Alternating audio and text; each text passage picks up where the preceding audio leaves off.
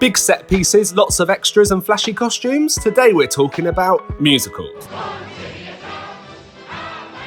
Okay, no, we're talking about superheroes. Not musicals, superheroes. Then again, I could do this all day. It feels like ever since the first lockdown all the way back in 2020, people have been talking about the fall of superhero movies, the declining interest. It's as if the honeymoon phase has finally come to an end and now you're no longer doing it because Dragon's Den's on and it's late and you're tired and dear God woman, leave me alone. I, of course, am going to make you an offer. I said not tonight. And because the internet is just a conveyor belt of opinions being shared over and over, you'd be forgiven for thinking that superhero films are about to become a thing of the past. But are they? Is it really the end? Or is another man in tights about to come in and save the day once again? This is the real superhero problem. First thing first, I should say I'm coming at this from quite an unbiased position. I've never been a mega fan of superhero movies, and that's not me saying I don't like them. I'm not going to shit over something you enjoy. I love cinema and media and storytelling, so anything that gets people involved is, one, great in my opinion, but two, something that fascinates me. What grabs an audience, what makes people care or not care, all those little things that make art and expression worth it. I love it. That being said, because I'm not a die-hard fan, I only watched most of the MCU back in the first lockdown, I'm not against looking at it with a critical eye. And because I'm not a die-hard fan, I'm not going to slate it over every small little detail. I'll be unbiased as much as humanly possible. Now with that out of the way, let's talk about why Marvel is shit. I'm joking.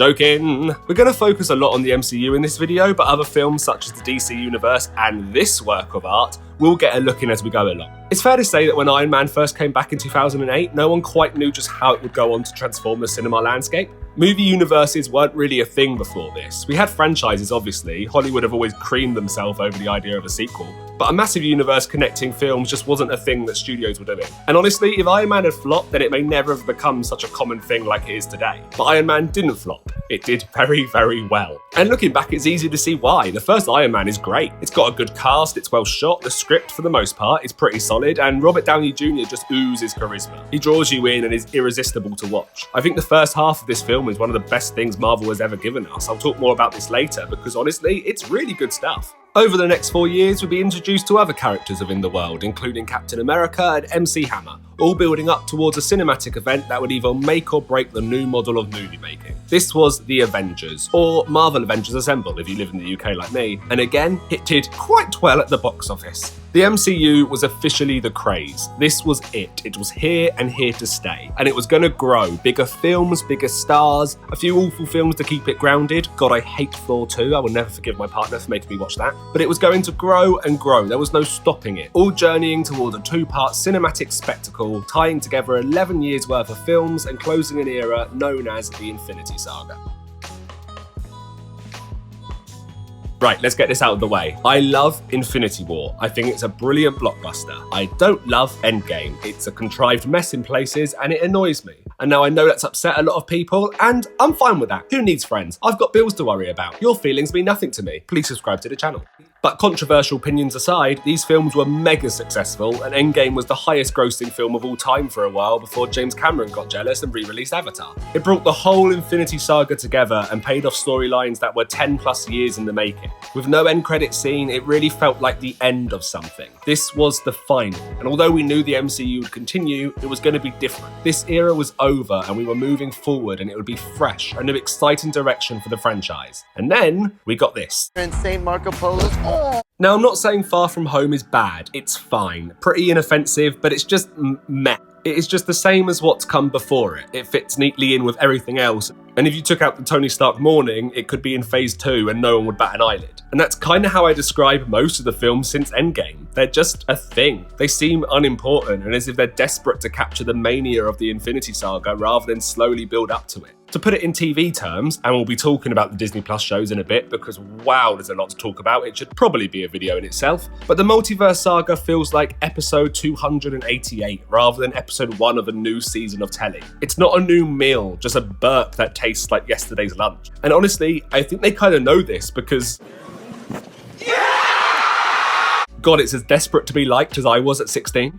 The MCU doesn't feel like the juggernaut it once was, and because of this, the term superhero fatigue has popped up more and more recently. So let's look at that. Does superhero fatigue exist? Honestly, yes and no. The easy answer is that's too easy. I think there's something to be said that there's been a lot of superhero content, and it's only a matter of time that people begin to feel a bit tired, but that's not exactly it. Genres come and go all the time. Once musicals were big, in the 70s and 80s it was horror and the slasher genre, late 90s, early 2000s it was rom-coms, and at some point they'll all come back into fashion again. But superhero movies aren't going out of fashion. For example, the Batman Arkham games didn't do well because of the superhero boom, they were just good games. If Rocksteady made a new Batman game that was as good as the originals, it would still do well, because it's good. That's kind of the not-so-secret ingredient. If it's good, it will do well. It's not because of fatigue that Madame Web did bad, instead it's because of stuff like this. He was in the Amazon with my mom when she was researching spiders right before she died. So if it isn't superhero fatigue, what is the issue? Take a few good-looking leads, quickly write a flimsy villain, throw in some action sequences and a pile of CGI, add some cameos and smart-ass comedy to undercut any emotional beats, and you've got a superhero movie straight from the MCU. Now, I know that's quite a sarky way of putting it, but I think there's some truth to it. It's a formula they've been following for a long time, and because they refuse to deviate from it, each movie, even with different characters and themes, feels the same. A Captain Marvel movie doesn't feel different from a Captain America movie. They're both just the next thing in the MCU. And although this is partly true for some of the Infinity Saga, it feels more evident now than it ever did back then. Endgame was a final, and that's not me saying it should have ended, but the formula should have changed. The multiverse should have felt different, as if we as the audience were stepping into the next big craze rather than clinging on to the remains of the old one. Honestly, they should have done what Doctor Who does with each new creative team. It's the same show, all the parts of what's come before are still there, but with a new style and vibe, a new lick of paint and a new voice charging it forward. I also think they're treating superheroes as the genre, which fair enough, it kind of is, but that's not enough. Superheroes should be the foundation, you should build from there. Give me superhero does horror, spy thriller, grounded drama. It would allow each lead to have their own identity away from just their costume. And even when they tried to do this, you could feel the Disney executives screaming for them to stop.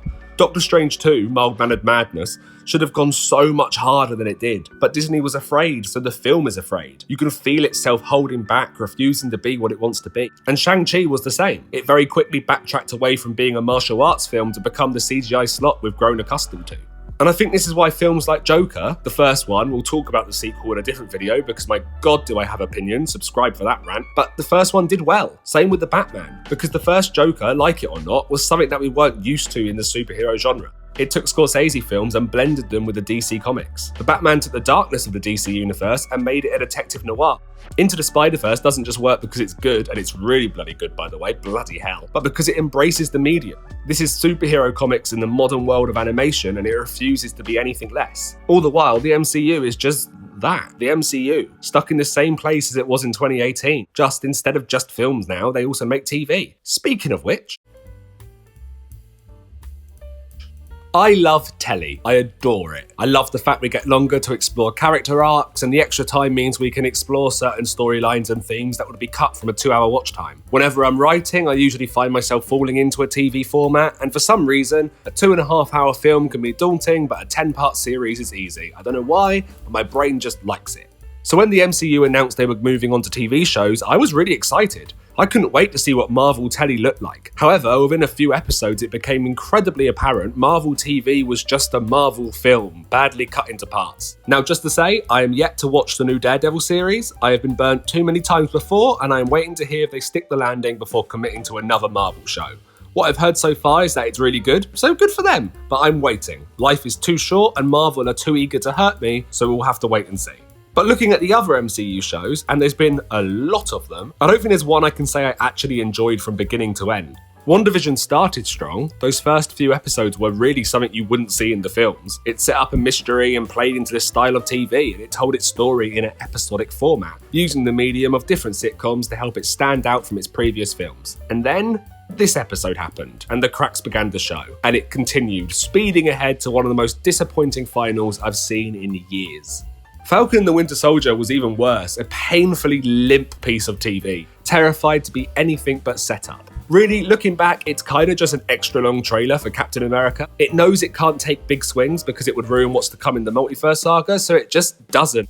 It just plods along, wasting its cast at every opportunity. And the structure doesn't change. TV is episodic. It's structured to be long-running, with major plots running throughout a season, while smaller, more grounded plots are given an episode or two. Even detective series know this. Broadchurch is an 8-part murder mystery, with each character being a suspect, but the episodes explore different stories and themes throughout. Episode 4 is basically dedicated fully to David Bradley's character. TV gives a plot room to breathe, and allows writers to delve deeper into a show's characters and themes. Falcon and the Winter Soldier is just a badly paced movie split into badly paced segments. Nothing flows, there's nothing episodic about it. You don't leave the show with a favourite episode because there isn't really episodes, just segments. The same can be said for most Marvel shows. Loki is the same, Miss Marvel, Moon Knight. God, I hated Moon Knight, that was shite. I know some people liked it, I do not understand. I think it was awful, I really hated it. So what can they do moving forward? Honestly, at the moment, kind of nothing. I think the multiverse is stuck in this state and they're just going to have to ride it out. I think this saga will forever be the controversial one. Some people will love it, some will hate it, and for most people it will just be the one that made them check out of Marvel for a bit. I just think the next saga, whatever it may be, needs to be brave. Not bigger, not louder, just brave. It needs to ground itself in its ideas, take chances with genre, and allow directors to make something unapologetically creative. And mainly, it needs to be patient. It needs to stop chasing the high of the Infinity Saga and instead recognise that that mania only came about after years of work. You can't just tell an audience to care or get excited, you have to earn it. Hype can't be manufactured. I mentioned the first Iron Man at the beginning of this video because I do believe the first half of that film is exactly what Marvel are missing now. The first half of Iron Man doesn't follow the formula. It can't, it's too new. So that first half is its own new thing. It's dark, it takes chances, there's no relying on cameos or shocking returns, it's just a gritty story mixing sci-fi with real-world threats. Yes, it's big and action-packed, but it's still grounded in the story it's trying to tell, rather than desperately trying to get you excited for a film that's not even in production yet. And if we're honest, the future of superhero films don't rely on Marvel anymore, but instead James Gunn and the new DC universe. If this flops, either at the box office or with critics, then we may begin to see production companies take a step back from the genre. But I hope it does well. I hope it gives Marvel a run for its money. They need a bit of a kick up the arse. Marvel need to start thinking about the future, rather than longing for what came before.